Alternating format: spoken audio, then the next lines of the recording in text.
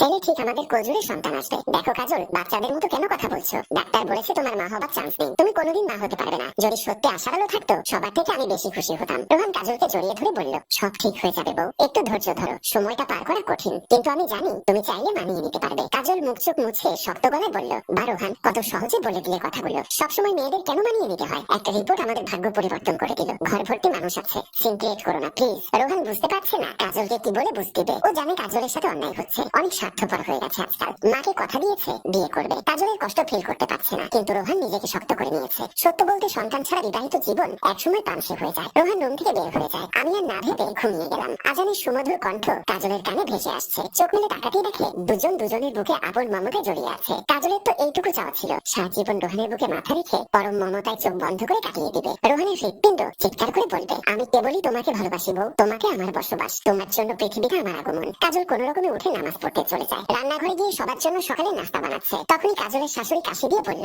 যা, অবশেষে ঘুম ফুরলো। চা নাস্তা কি কপালে জুটবে? হ্যাঁ মা, আপনি রুমে যান, আমি চা বানিয়ে আনছি। গলাটা ব্যথা করছে, চায়ে লেবু, আদা কুচি, তেজপাতা, দারুচিনি, এলাচ দিও। খাটের নিচে লুকিয়ে আছে অনামিকা। চোখের পানি সব একাকার হয়ে গেছে তার। সে বেশ ভয় পেয়েছে, তা দেখে বোঝা যাচ্ছে। ওদিকে দরজাটা ধাক্কা দিয়ে ভেতরে ঢুকলো রোহান। বেবি, তুমি কি ভয় পেয়েছো বলেই দরজা লাগিয়ে দিয়েছো? কই, কাছে এসো আমার, কথা দিচ্ছি, একদম কষ্ট দিব না তোমার। কোথায় তুমি? অনামিকা যেন কথাগুলো সহ্য করতে পারছে না, কারণ 3 বছর তাদের রিলেশন। রোহান অনামিকাকে এখানে আনার পর অনামিকাকে আজ রোহান তাদের খালি বাসায় এনেছে। তারা বসে বসে গল্প করছিল, কিন্তু হঠাৎ রোহান অনামিকার কাছে গিয়ে অনামিকার ঠোঁটে ঠোঁট বসিয়ে দেয়। অনামিকা বুঝতে পারে যে আজ রোহানের এই ছোঁয়ায় ভালোবাসা নেই, আছে চাহিদা মেটানোর উত্তেজনা। অনামিকা রোহানকে সরিয়ে দিয়ে চলে যেতে লাগলো। ঠিক তখনই রোহান অনামিকাকে টেনে নিয়ে সোফায় বসিয়ে দেয়। আবারও অনামিকার কাছে গিয়ে তার বুকের ওড়না সরাতেই ঠাস করে রোহান গালে চড় বসিয়ে দেয় অনামিকা। রোহান গালে হাত দিয়ে রেখে ফুপাতে ফুপাতে বলল, আজ পর্যন্ত কেউ আমার গায়ে হাত তোলেনি, তোর এত বড় সাহস, তুই আমাকে চড় মারিস? ঠিক করে কথা বলো রোহান, তোমার মনে এই বাজে চিন্তা আসলো কি করে? ছি, তো কি গার্লফ্রেন্ড হয়েছিস কিসের জন্য? রোহান, আমি তোমাকে ভালোবাসি, আমি তোমার সাথে আজীবন থাকতে চাই। বিয়ের পর তো আমি তোমার, তার আগে প্লিজ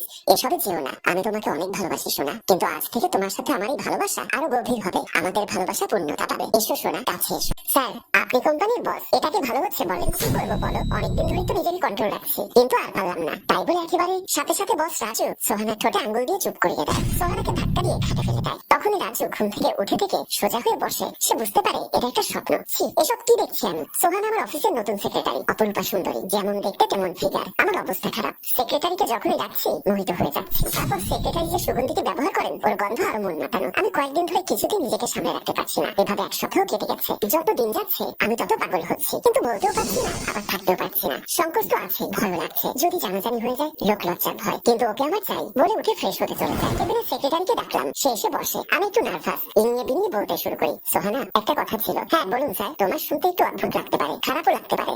স্যার, আমার কাজে কি কোনো ভুল হয়েছে? না না, কাজ তোমার খুব সুন্দর, সে নিয়ে সমস্যা নেই। তাহলে স্যার, আমার একটু ব্যক্তিগত প্রয়োজন ছিল। Okay sir. প্রয়োজন ঠিক নয়, কয়েকটা কথা বলবো। ওকে স্যার, কিন্তু তোমাকে কথা